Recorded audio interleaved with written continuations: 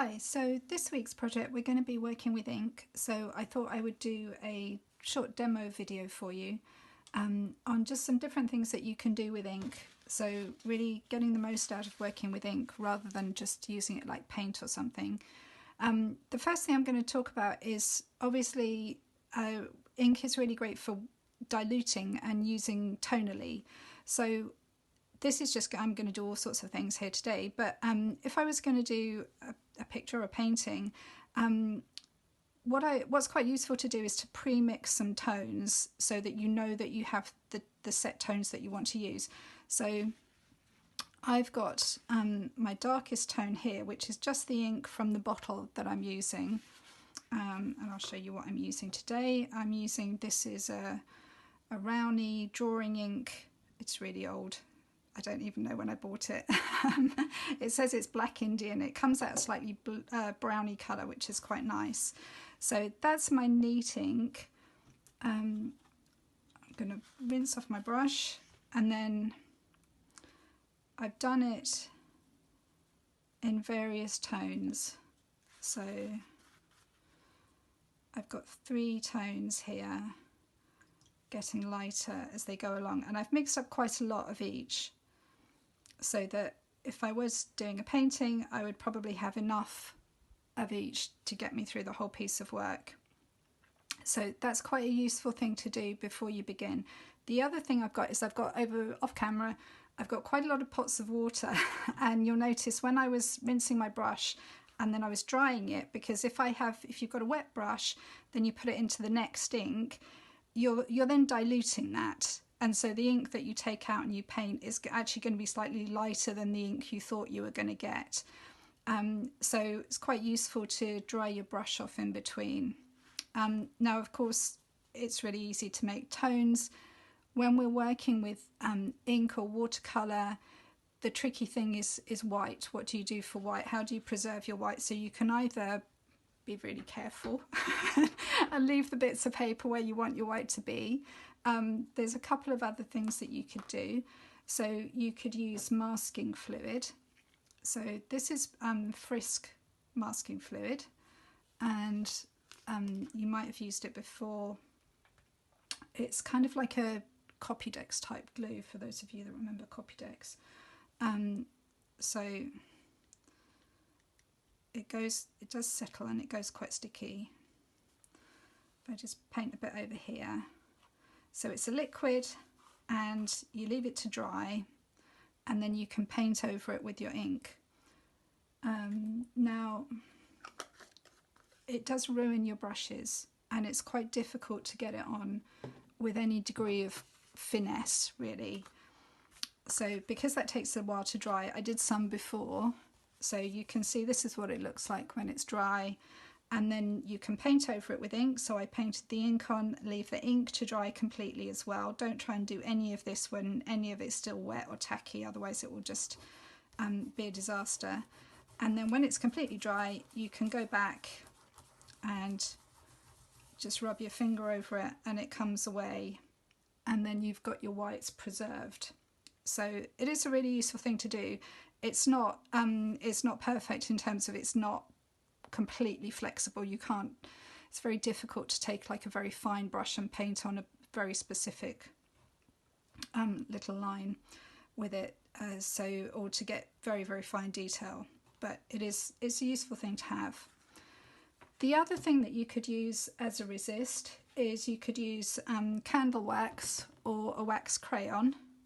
So this is a really old candle that I had, so I can just scribble a bit of wax on. Of course, you can't really see what you're doing. That's a downside. The wax crayon is a little bit easier, but you can make, you know, quite nice expressive marks. And then if I paint my ink over the top, you can see exactly where the resist is working. Move the ink around a bit.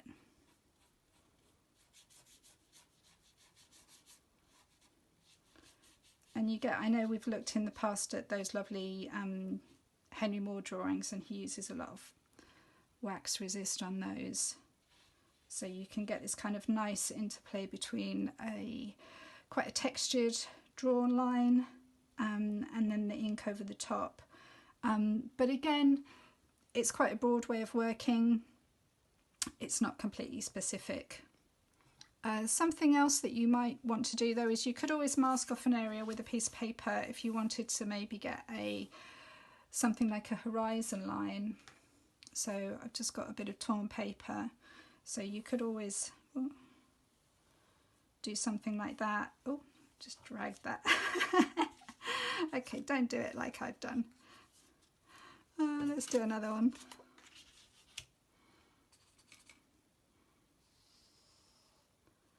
Lifting it away carefully.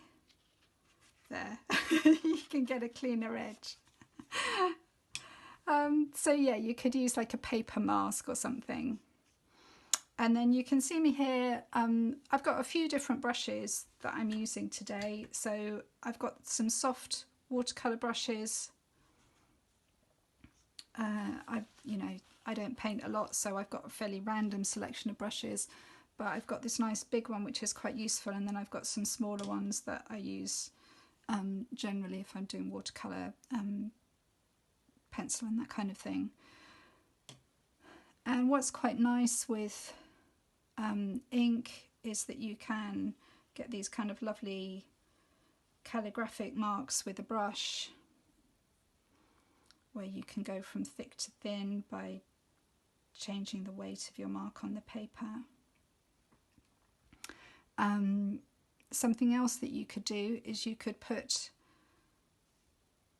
an area of ink down, and then I'm just dipping my brush in water and then run it along, so you can kind of bleed the colour out and soften that edge.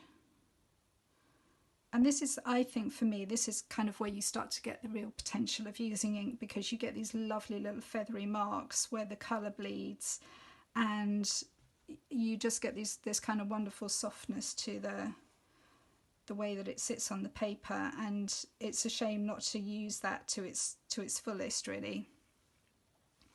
The other thing that you could do, which we've done when we've looked at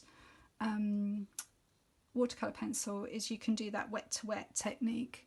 So if I move across slightly, so I've got some clean water on my brush, completely clean water, and I just make a little circle.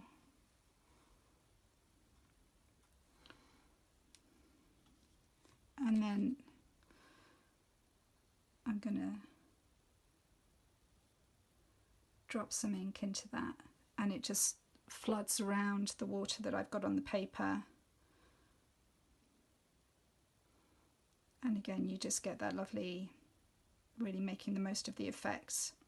And that's really nice. I mean, it's kind of quite suggestive of both of these kind of weather effects, or I've seen lots of people do really nice things with, if they're painting animals, it looks kind of like fur or something, or feathers. So that's something that you could utilise as well.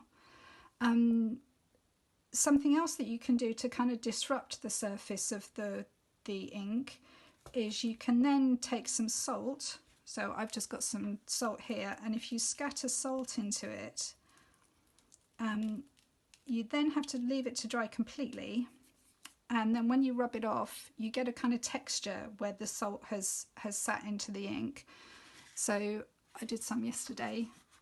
Again, you need that to leave, go completely dry before you do anything over the top.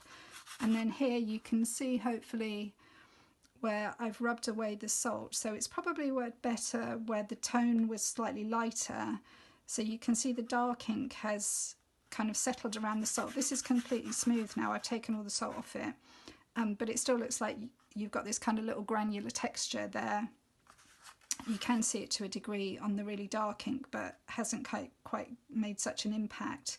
But that's quite nice. So if you were going to do a landscape or something this week, that might be quite a nice thing to do.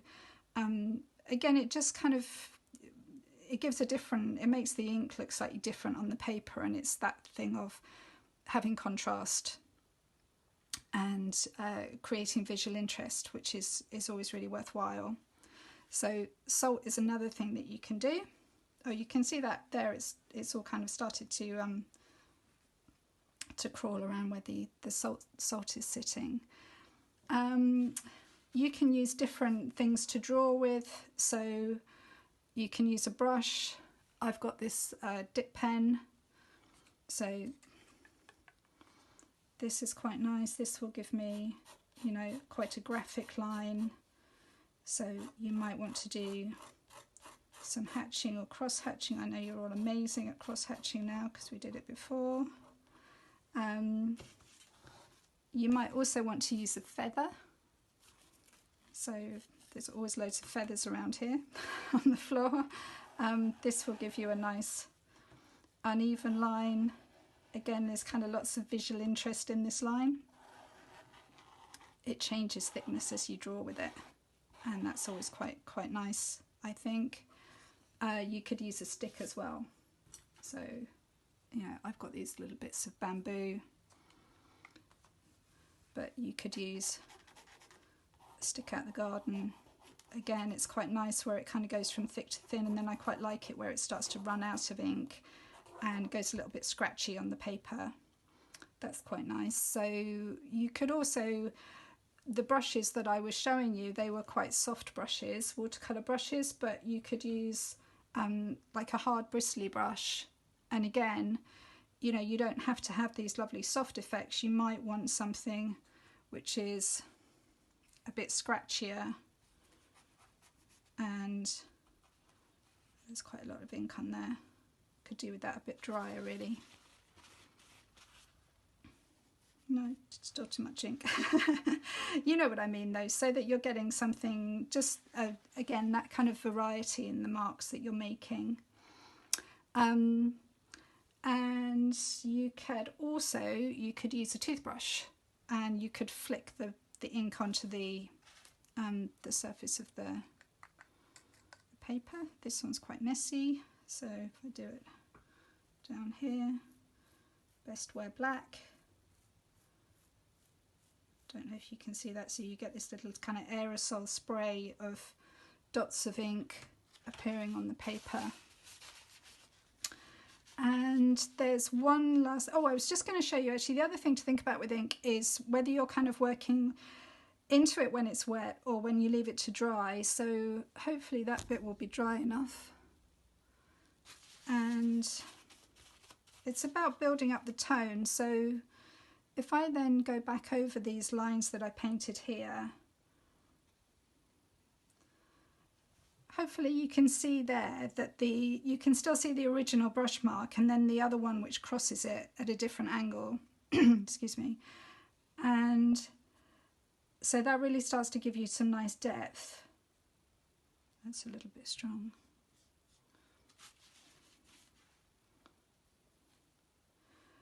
Whereas of course if you make a brush mark, got a little bit of room down here, and then you go into it when it's wet, you don't get that definition so much. You get the two lines kind of merged together, whereas here, that's quite a nice example, you see the crossover. But again, it depends what you want. You know, you might want it to look like this, or you might want to get this kind of thing, in which case really important to leave your painting to dry in between, not something that's going to be rushed this week. Also, I'm using a mixed media paper here, so quite a thick paper. You'll probably want to use a mixed media paper or watercolor paper, otherwise your paper is just going to start to disintegrate really quickly. Okay, one last thing to show you. This is really fun and a bit silly, but you might want to have a go. I've got some washing up liquid and some water in here, and I've put some ink in, and I'm going to blow some bubbles. So I will probably turn the sound down on the video when I edit this, but I will show you what I'm going to do. So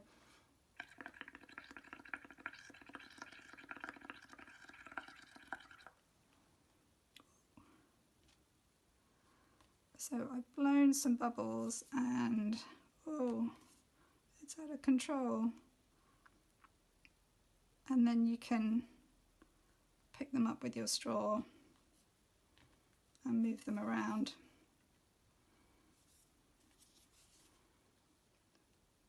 That one's gone a bit too crazy. That one's quite nice. I did these ones yesterday. You can see that.